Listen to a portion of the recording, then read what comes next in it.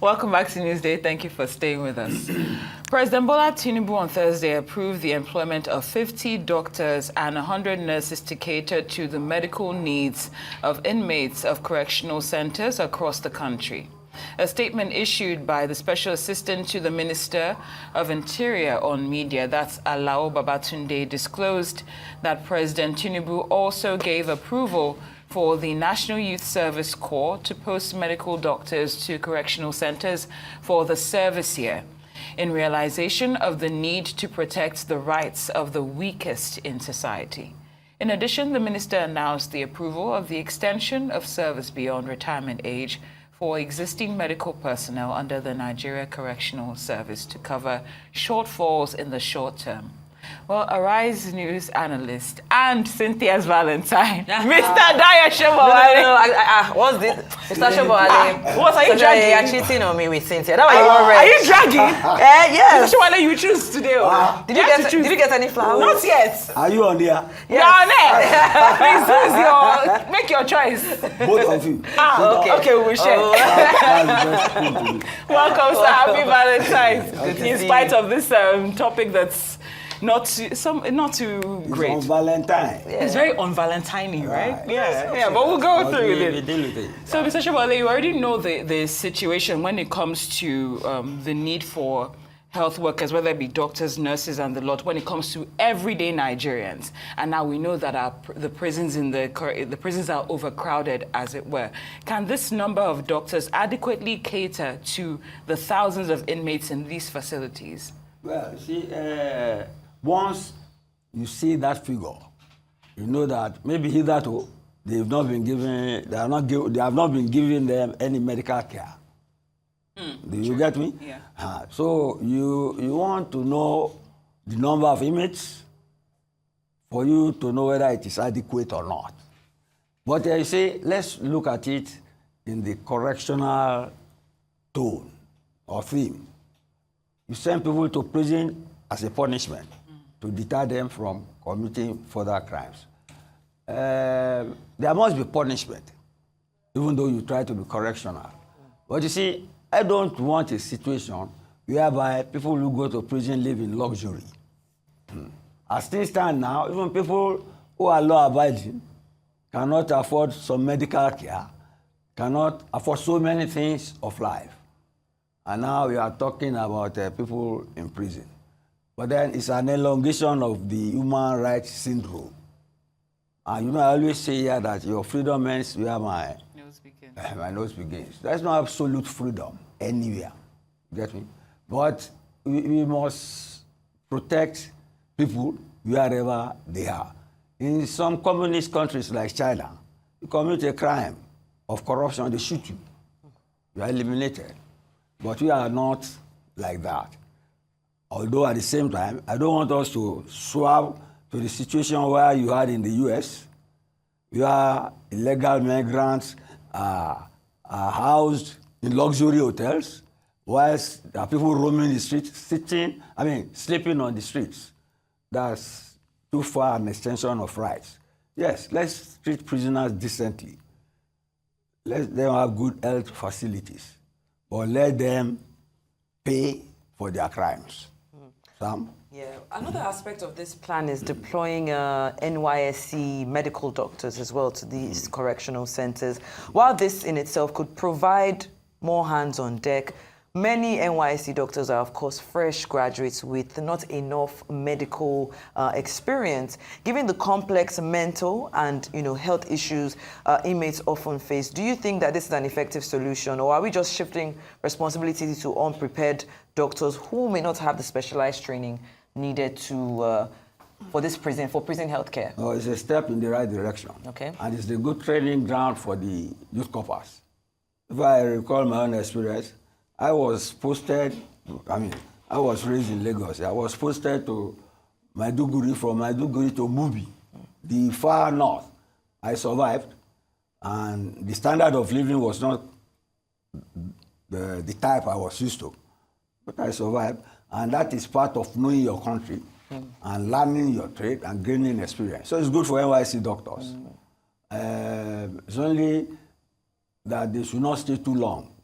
in that sort of environment. And thankfully, NYSC is just 1 year. It's a good experience. It's a good experience for the doctors, the nurses, yes, so that they see the other side of life in terms of obeying the law or not obeying the law. Mr. Sobowale, in a way, this reminds me of, I think it was our discussion yesterday about what the government here started. What the government placed limitations regarding the tankers for 60,000 liters or thereabout, where you talked about the roads being the main issue, and that should precede that limitation. Now, the issue that some people are bringing up is that the correctional facilities lack basic medical equipment and drugs that are needed. So why is the government looking to send these doctors there when they don't have the equipment that they would need to carry out their duties? To let them die in prison. I won't want that. So no matter how minimal, if government is trying to help them and treat them well, I prefer that. You get me? You must start somewhere. Just like the issue you raised, you know, if you sentence people to death, you should eliminate them immediately, not keep them alive. That was what the woman was saying the other time. But what the justice system is saying is that they should be kept. See, you are kept in custody when you commit a crime against society, so that society can be safer in your absence. So the punishment element must be stressed. Although, see, thankfully, we are not like a country in Latin America who offer to take in dangerous criminals from the US because they know they treat them violently and shabbily in their own prison. No, we are too civilized for that sort of thing. So even if it is minimum care, we should look after our prisoners.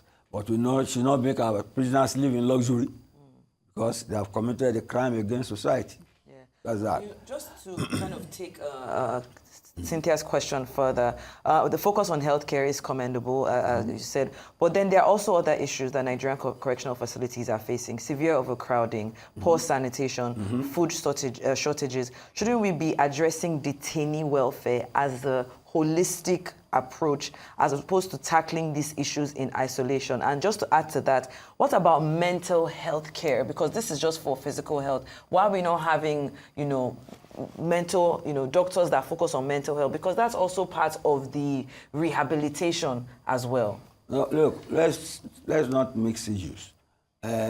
Mental health care, let them go to asylum where they can be taken care of. We are talking of prisoners now.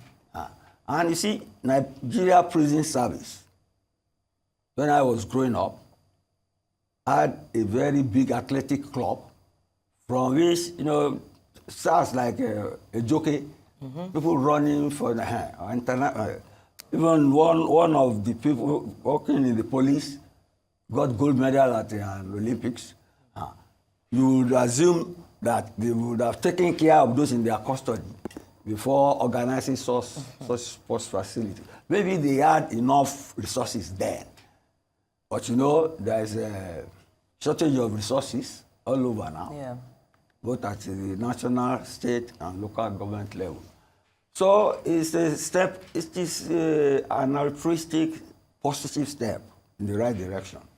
So let's see how it goes. All right, Mr. Shibo, I know we're looking at so many elements, but another thing that's been brought up is that there are inmates that are still awaiting trial and should probably not be in detention in the first place. Would it be wise to do that sorting out? We have those people let some people have their day in court, let those that are innocent be set free, and then we have less people to work with so that the number of doctors that are actually being sent there can do the job. You see, we're expanding the scope of responsibility for these things now. Look, let's start from those sentenced to death who have not been. It's the governors who are supposed to sign. Why are they timid to sign? Because they have to be fed as long as they are alive. Okay.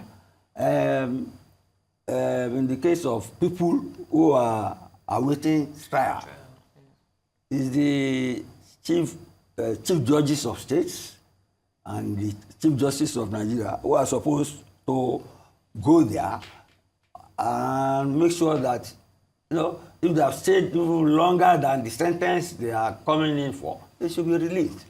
So you see, the scope of responsibility is wide. It goes far beyond even the correctional service alone.